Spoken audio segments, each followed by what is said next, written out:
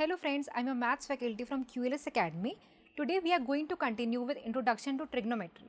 We will learn about the trigonometric ratios of complementary angles and the trigonometric identities. So, let's get started without any further ado. I hope you will have fun learning.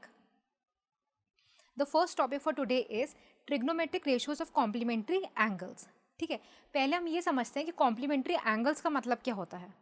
दो angles को हम complementary angles तब कहते हैं जब उनका सम जो है वो 90 डिग्री की इक्वल हो। जैसे कि हम इस ट्राइंगल में देख सकते हैं PMO के अंदर यहाँ पे theta and 90 degree minus theta, ये क्या हो गए, कॉम्प्लीमेंट्री एंगल्स हो गए। मतलब angle O and angle P complementary angles हो गए।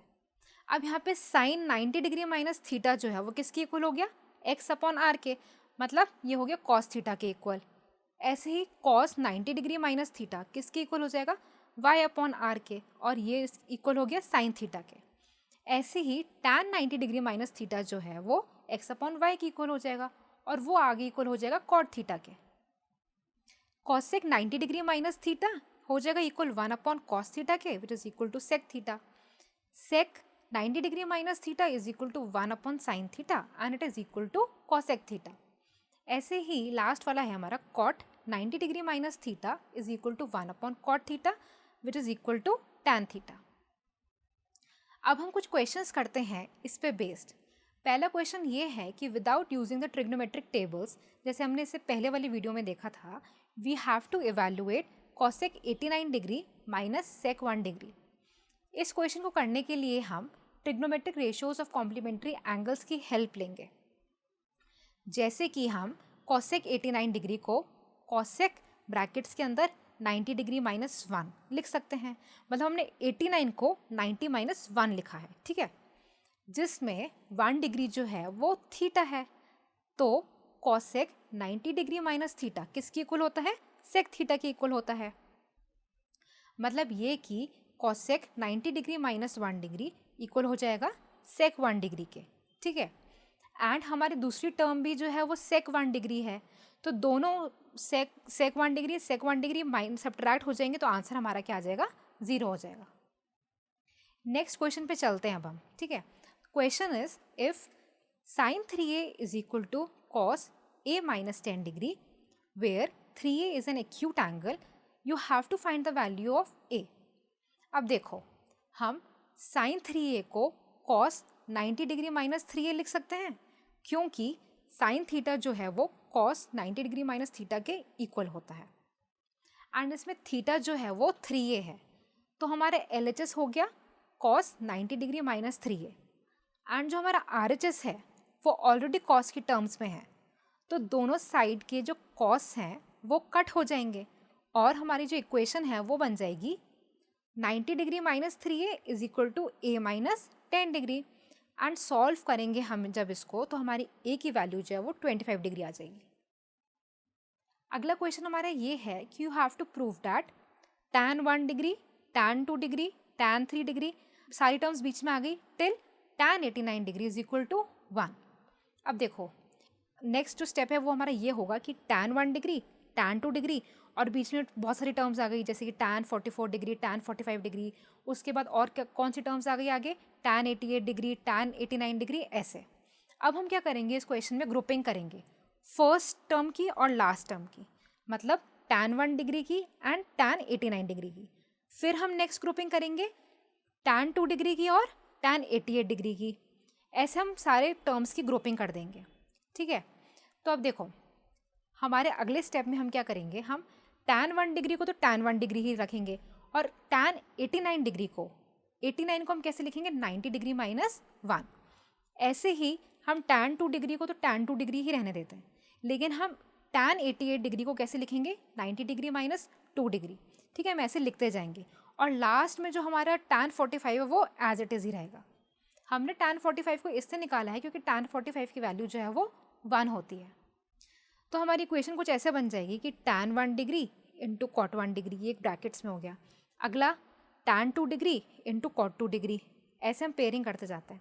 tan 44 degree cot 44 degree into 1 tan 45 degree की जगह आ गया।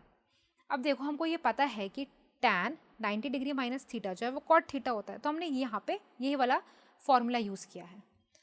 अब tan 1 degree into cot 1 degree ये क्या हो गया 1, ऐसे ही tan 2 degree into cot 2 degree क्या हो गया 1, मतलब सारी टर्म्स जो है वो 1 इंटू 1 इंटू 1 हो जाएंगी एंड जो फाइनल आंसर है हमारा वो 1 आ जाएगा। अब हम पढ़ते हैं about trigonometric identities. An equation involving trigonometric ratios of an angle is called a trigonometric identity if it is true for all the value of the angles involved. Some trigonometric identities which we will study here are, पहली identity हमारी होती है sine square theta plus cos square theta equal to 1। अगली हमारी होती है 1 plus tan square theta is equal to sec square theta. Third हमारी होती है 1 plus cot square theta is equal to cosec square theta. Next आती है हमारी टैन थीटा को हम कैसे लिख सकते हैं साइन थीटा अपॉन कॉस, ऐसे कॉट थीटा को हम लिख सकते हैं cos theta upon sine theta. And last वाली हमारी ये है कि tan theta into cot theta is equal to 1। अब हम कुछ क्वेश्चंस करते हैं based on the trigonometric identities. सबसे पहला क्वेश्चन ये है कि sine theta plus cosec theta का whole square plus cos theta plus sec theta का whole square is equal to 7 plus tan square plus cot square theta. हमको ये proof करना है कि LHS जो है वो RHS के इक्वल है। तो सबसे पहले हम LHS को सॉल्व करते हैं।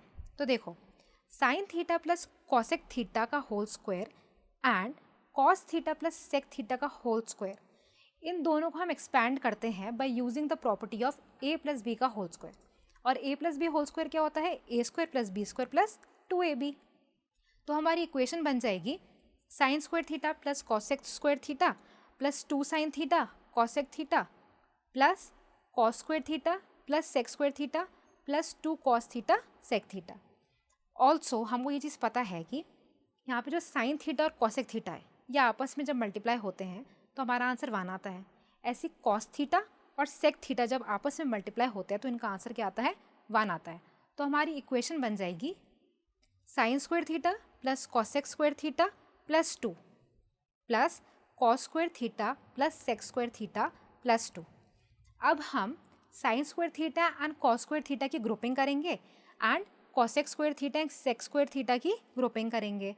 तो हम कुछ ऐसा लिखेंगे कि हम sine square theta plus cos square theta को ब्रैकेट्स में पुट करेंगे plus 4 plus and cosec square theta plus sec square theta को अलग ब्रैकेट्स में पुट करेंगे। अब देखो अभी हमने थोड़ा टाइम पहले पढ़ा था कि sign square theta plus cos square theta जो है वो 1 के इक्वल होता है। ऐसे ही हमारा cosec square theta equal to 1 plus cot square theta होता है। और एक और चीज़ हमने पढ़ी थी कि सेक स्क्वायर थीटा जो है वो 1 प्लस टैन स्क्वायर थीटा होता है। इन सारी प्रॉपर्टीज़ का हम हेल्प लेंगे। ये वैल्यू जब हम लास्ट इक्वेशन में पुट करेंगे तो हमको क्या मिल जाएगा 1 plus 4 plus 1 plus cot square theta plus 1 plus tan square theta. ठीक है, तो देखो यहाँ से 1 4 1 1 इनको हम ऐड करेंगे तो हमारा आंसर 7 आ जाएगा। मतलब हमारी फाइनल इक्वेशन जो है वो RHS की इक्वल आ गई, जो कि क्या है 7 plus tan square theta plus cot square theta. So friends, this is it for this session. We learned about the trigonometric ratios of complementary angles and the trigonometric identities. I hope you had fun learning. For any queries or information, you may visit the link given below. Thank you.